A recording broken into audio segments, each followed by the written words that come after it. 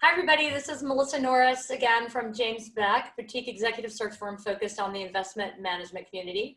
I'm here again today with Michael Hepner, who is founder of GK Training, which is a communications firm that we have worked with at length, as have many of our clients.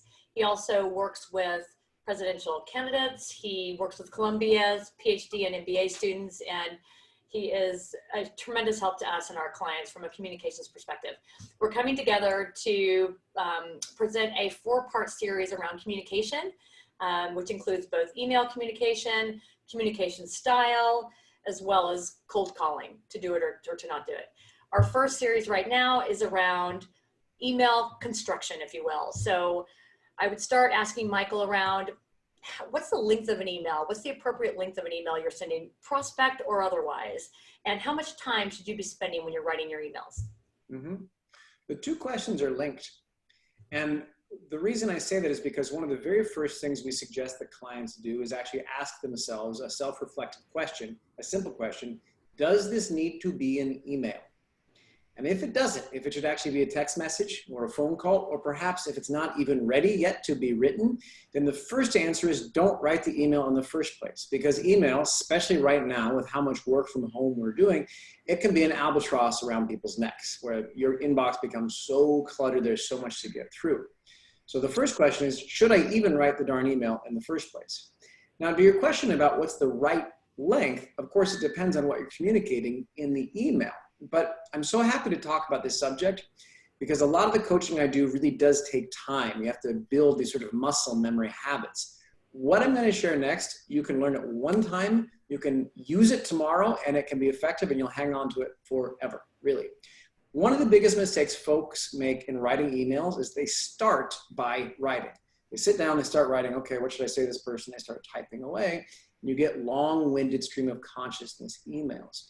So much better is think of the email as the 5 stages of a story: exposition, rising action, climax, falling action, denouement. And start by writing the email by asking yourself simple questions. First, what's the main thing the person needs to know? Second, how did we get here? Third, what does this mean for the future? And then how do I say hello and how do I say goodbye? That's a story. Hello. Rising action, climax, falling action, denouement. Hello, what I need to tell you about, what that thing is, what it means, goodbye. And if you think in terms of those 5 simple questions, you can actually write emails very quickly. They almost read just like a story, and the entire thing is probably a paragraph, maybe 2 paragraphs. If you get in that habit of talking first and writing second, the emails are quicker, and they're shorter, and you tend to be able to move through things much more quickly. So the 2 things come together, actually. I have a few specific questions around email writing. Is Yeah. there a rule of thumb around subject lines? Does it need to be punchy or kind of grab you? Should you have them at all? Is it a bad thing if you don't have them? What are your thoughts there? Yeah, one, you should have them. Now, certainly if you're sending prospecting emails, there's a whole bunch of rules about spam in the first place. You don't, of course, want to set off any kind of spam alerts. So there are very specific rules about what should be in the subject line, clearly stating what's in the email, lots of specificity. It can't be a bait and switch saying one thing and then the next. So those are all things to pay attention to. A second big point is you want to avoid very general things like checking in, following up, saying hello, because it could really be anything. So yes, you need a subject line. Yes, it should be specific and accurate for what's to follow. If possible, make it brief enough that it doesn't bleed off whatever device that you're reading it on.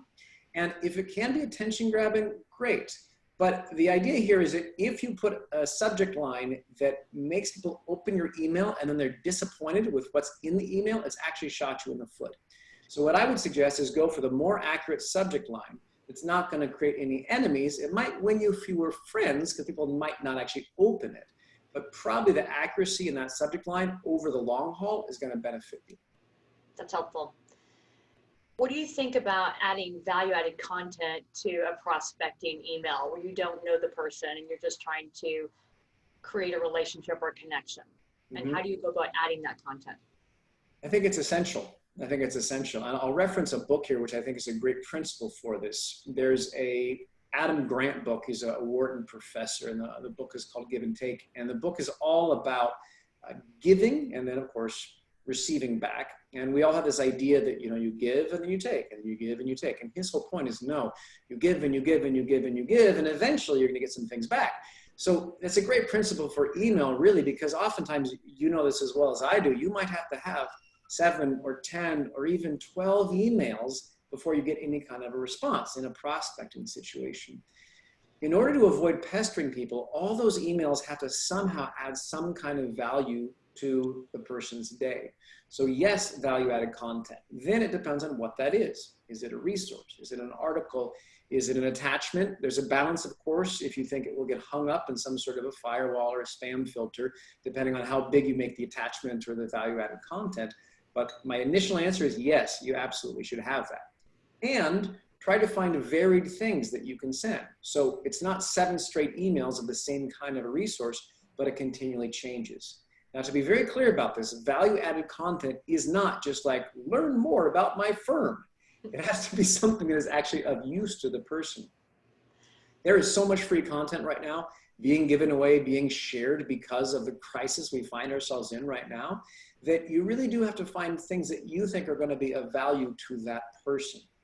And I'll say more about that in a second, but that would be, in terms of value-added content, that's what I would try to keep in mind. That makes sense. My last question for you is around timing of sending emails. I've heard various things about it's best to do a blog on LinkedIn on Tuesdays and Wednesday mornings. Is there similar thinking to emails?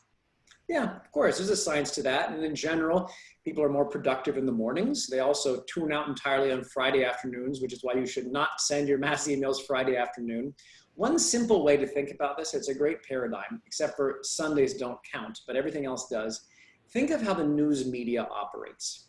If a government wants to release something that they don't want people to pay a bunch of attention to, when do they release it? Friday afternoon at 4 p.m. Eastern Standard Time. Now, Sunday is a bit of a central focus for the news media, so leave Sunday aside. But that same kind of principle, that mornings tend to be best, mid-morning even better, later in the week things get worse, very end of day can be a bit frazzled for people. But the hard part here is this, Melissa, is that we live now in a global world. We live in a 24/7 kind of society. So it's very hard to know when people are going to open those emails. So there does need to be some regional specificity, thinking about who it is that you're sending these to. But those are some guidelines that you can keep in mind about when you might share material and not share material. Great, that's awesome. Thanks so much, Michael. This concludes our first part of our 4-part series, and we'll catch up with you soon. Sounds good.